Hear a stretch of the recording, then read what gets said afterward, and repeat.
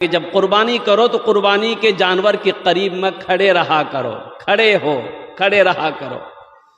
और कुर्बानी कसाई लोग ज़िबा करते हैं, हे बाबा रे बाबा, भर मुंह गुटका। अब इधर है कि नहीं है हम तो नहीं जानते, इधर है। अरे कसाई जो ज़िबा करता है, अच्छा जो हाथ लगाने वाले हाथ लगा देते हैं, तो सुनो, कसाई का हो चाहे हाथ लगाने वाले का हो, दोनों के ऊपर में बिस्मिल्लाहिर्रहमानिर्रहीम बिस्मिल्लाह का पढ़ना वाजिब है। अगर एक ने भी बिस्मिल्लाह नहीं पढ़ा, कुर्बान जाइए, वो जानवर हराम है। इसलिए इस बात को थोड़ा सा ज़हन में रखिएगा। कसाई जो हो तो पहले गुटखा खाता है, पहले गुटखा फेंकवाइएगा उसे, कुल्ली करो और बिस्मिल्लाह पढ़कर छुरी चलाओ।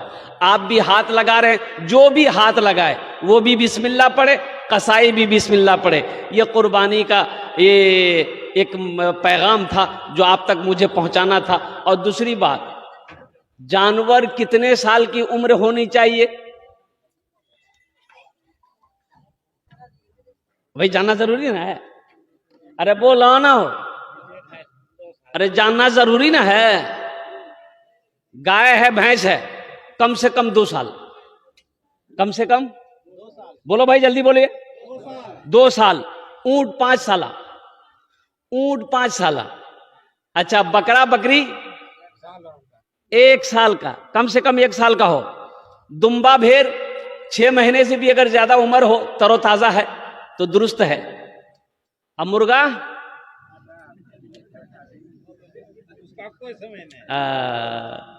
कुर्बान जाइए।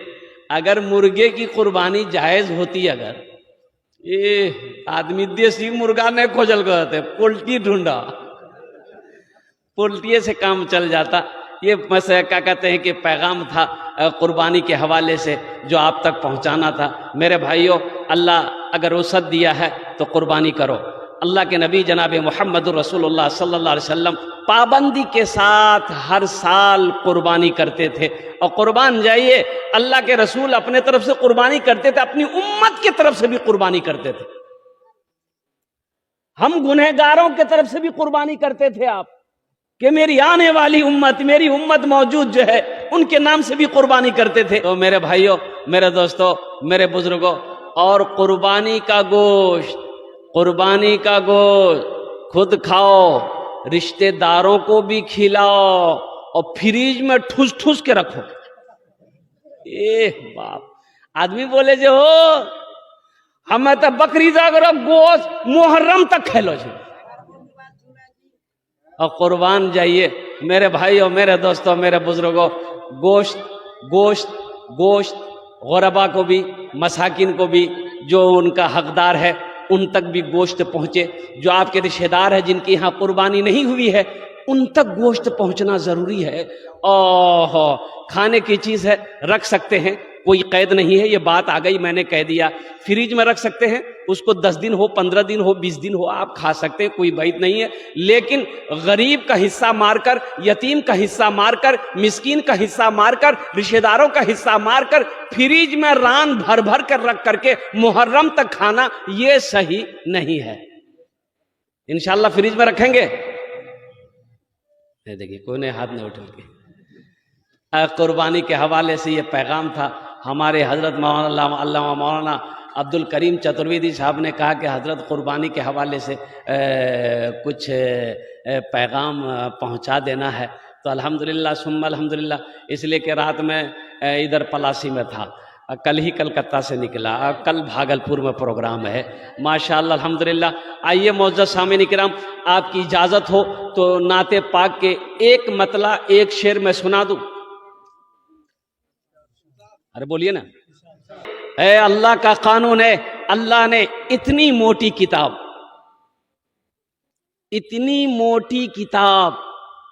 और कहिए एक खत लेटर, कुर्बान जाओ 1450 साल पहले अपने प्यारे महबूब जनाब मोहम्मदुर रसूलुल्लाह सल्लल्लाहु अलैहि वसल्लम के ऊपर में नाजिल किया।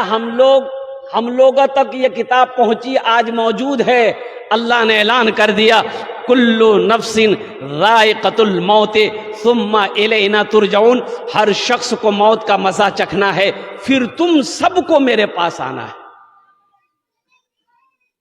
अच्छा, एक मुझे बताइए, कभी कभी हम सोचते हैं कि अगर मौत का फरिश्ता अगर कुछ ले दे के छोड़ देता जान, तो अमीर लोग कभी नहीं मरता। अमीर लोग मरता, पैसा वाला मरता, वो आता तो दे उसके जो जेब में रख देता, बोला वह जाना गरीबों को फटका वो घर में जा ओकरे टपका दो। गरीब हमेशा गरीबे मरता, फकीर मरता, अमीर कभी नहीं मरता, पैसा वाला कहीं भी नहीं मरता। कुर्बान जाओ, माइकल जैक्सन का नाम आपने सुना होगा, दौलत की कमी नहीं है, कुर्बान जाओ, उन्होंने अपनी शक्ल को बदला पैसे की बदौलत। लोगों से हाथ नहीं मिलाता था, पहले गल्फ पहनता था, पहले गिलाब हाथ में पहनता था, फिर लोगों से हाथ मिलाता था। 12 डॉक्टर उसका खाने का पहले रिसर्च करता था, फिर वो खाना खाता था। कुर्बान जाइए, माइकल जैक्सन ने सोचा कि मैं 150 साल में जिंदा रहूंगा, चाहे इसके लिए जो करना पड़े मुझे। कैसे साल भाई? 150 साल। आप जानते हैं 150 साल जिंदगी गुजारने वाला, ख्वाब देखने वाला, 12 डॉक्टर का खाना चेक करने के बाद खाने में हाथ लगाता था, वो माइकल जैक्सन कितने साल की उम्र में मर गया? सिर्फ 50 साल की उम्र में मर गया। कितने साल में मरा भाई?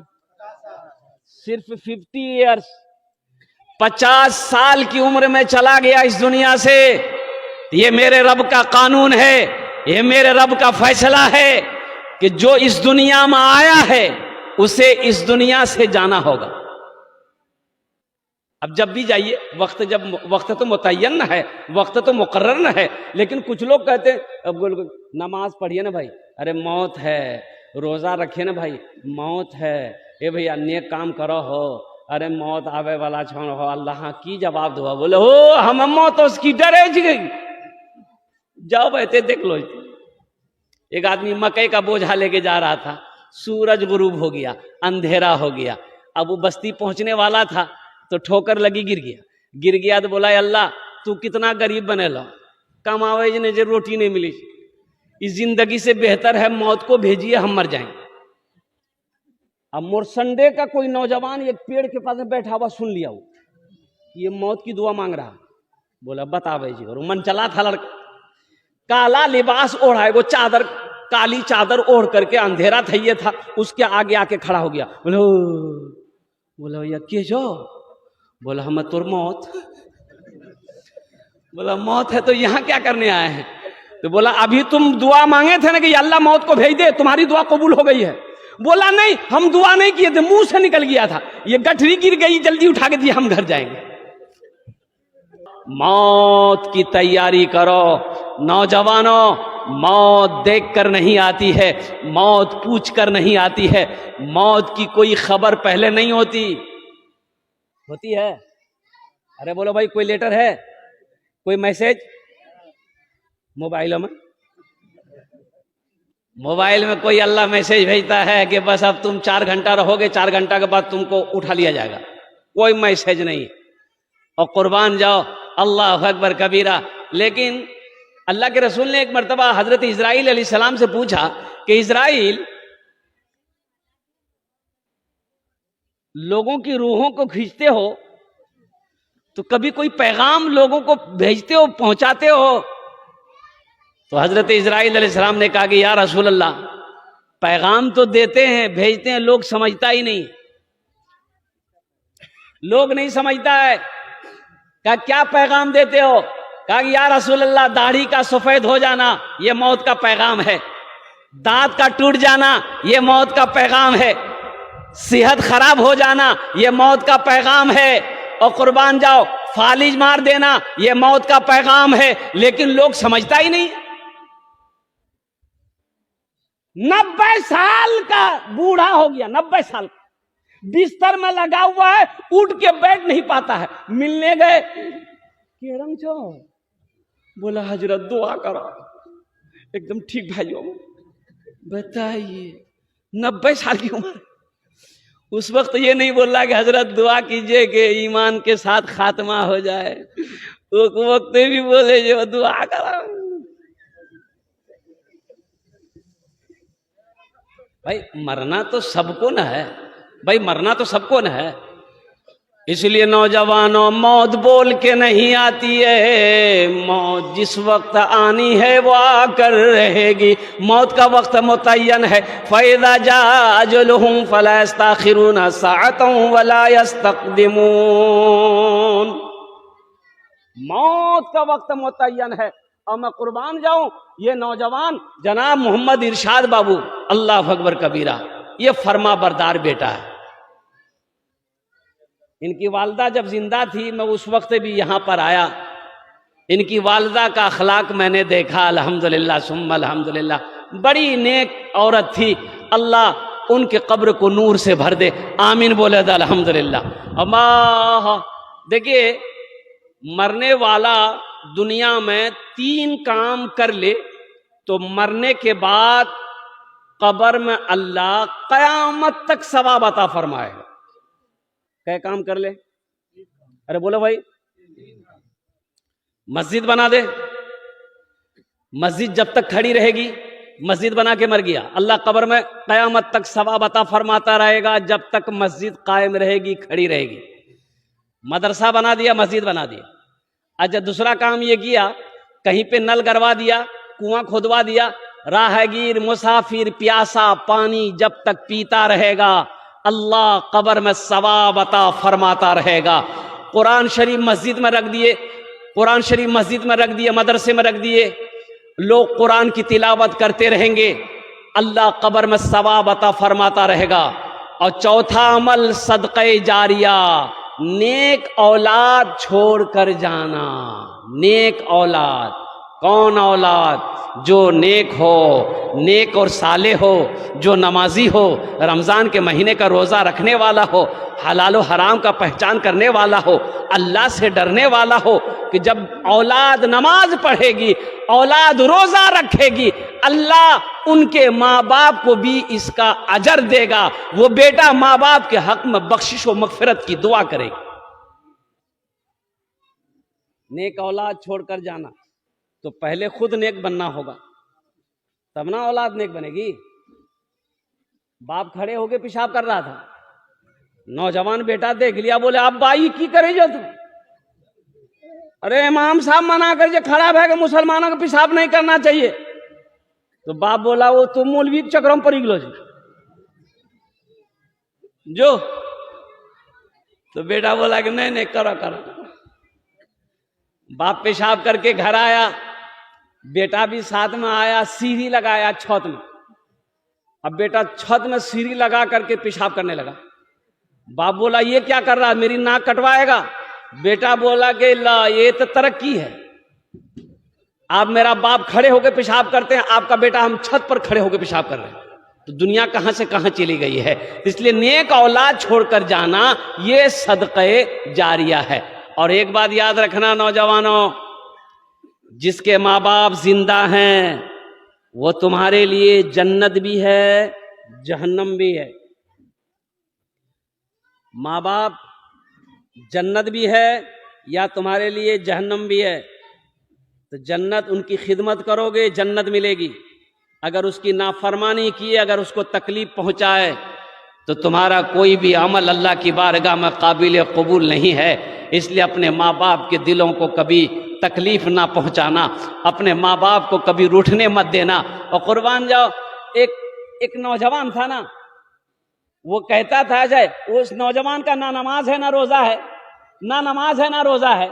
वो नौजवान कहता है कि हजरत मैं जो भी दुआ करता हूं ना, अल्लाह मेरी दुआ को तुरंत कबूल करता है, मेरी दुआ रद्द होती नहीं, मेरी दुआ रद्द होती नहीं।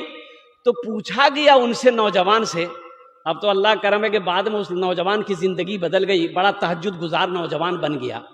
नौजवान से पूछा गया कि आखिर तू अमल कौन सा करता है, कैसे दुआ कबूल होती है। वो नौजवान कहता है कि मेरे माँ बाप जब रात में सोते थे ना, तो मैं माँ के और बाप का पांव पकड़कर दुआ करता था, मेरी दुआ को अल्लाह अपनी बारगाह में कबूल फरमा लेता था। सुभान अल्लाह बोले था माशाअल्लाह।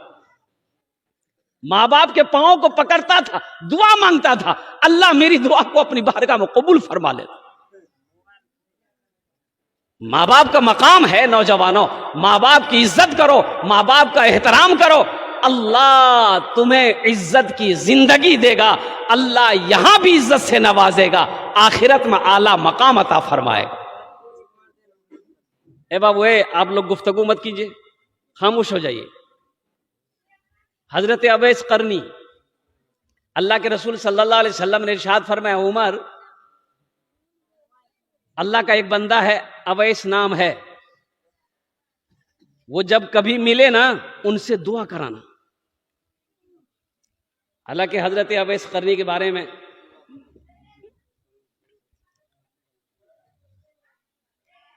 ये बताया गया कि वो मदीना गए थे, करन के रहने वाले थे, अल्लाह के रसूल सल्लल्लाहु अलैहि वसल्लम से मिलने के लिए। लेकिन अल्लाह के नबी सल्लल्लाहु अलैहि वसल्लम सफर में थे, तो ये आप ठहरे नहीं मदीना, वापस आ गए, इसलिए कि घर में बूढ़ी माँ थी, माँ की खिदमत करने वाला कोई नहीं था, माँ को छोड़कर गए थे, इजाजत लेकर माँ से गए थे।